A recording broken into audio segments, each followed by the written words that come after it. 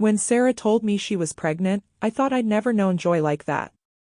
We'd been married for 4 years, years that began with laughter, dreams, and late-night talks about our future, but over time had faded into quiet dinners, long hours at her office, and a growing emptiness I couldn't name. Still, I believed we could find our way back. I believed in us. When she told me the news, I remember gripping her hand so tightly it trembled in mine. My eyes stung with tears as I whispered, "We're going to be parents."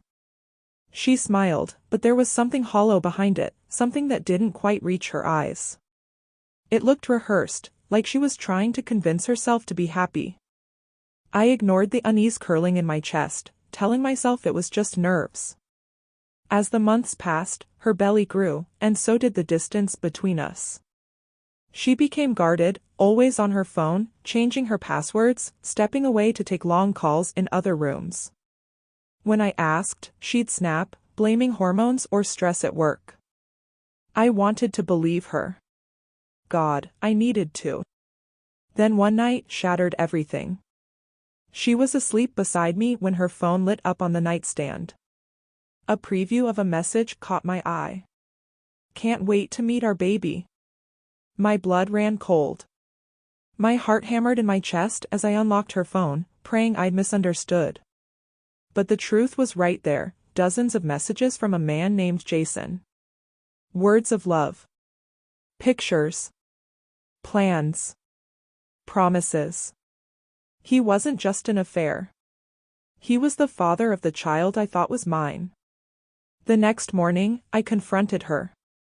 She broke down instantly, crying, apologizing, saying it just happened, that she still loved me, that Jason meant nothing now.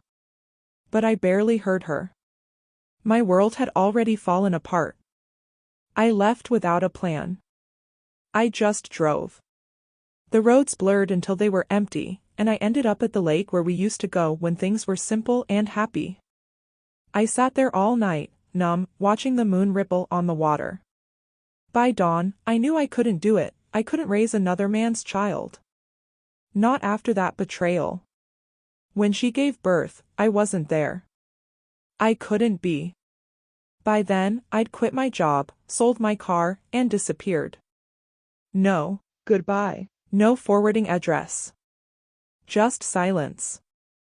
I moved across the country, took a new name, and started working at a small mechanic shop in a quiet coastal town. The ocean became my only friend. Every time I heard a baby cry, it sliced through me like a knife. But time, as it always does, dulled the pain.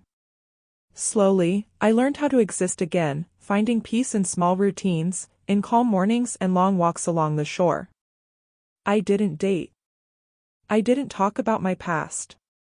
The people in town only knew me as Ryan, the quiet mechanic who loved the sea.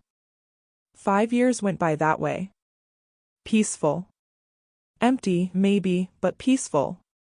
Then one rainy evening, my past found me. I had just closed the shop when I saw her standing there in the rain, hair plastered to her face, skin pale, clutching an umbrella. For a second, I thought I was imagining her. "Ryan," she said softly, voice trembling. Hearing my real name after so long felt like a wound tearing open. "How did you find me?" I asked. She hesitated, eyes tired and heavy. "I never stopped looking.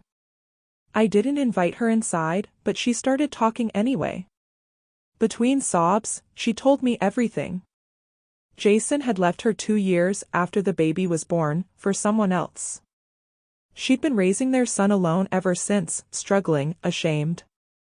Recently, she told the boy about me, the man who once loved him before knowing the truth. Then she said the words that broke me all over again.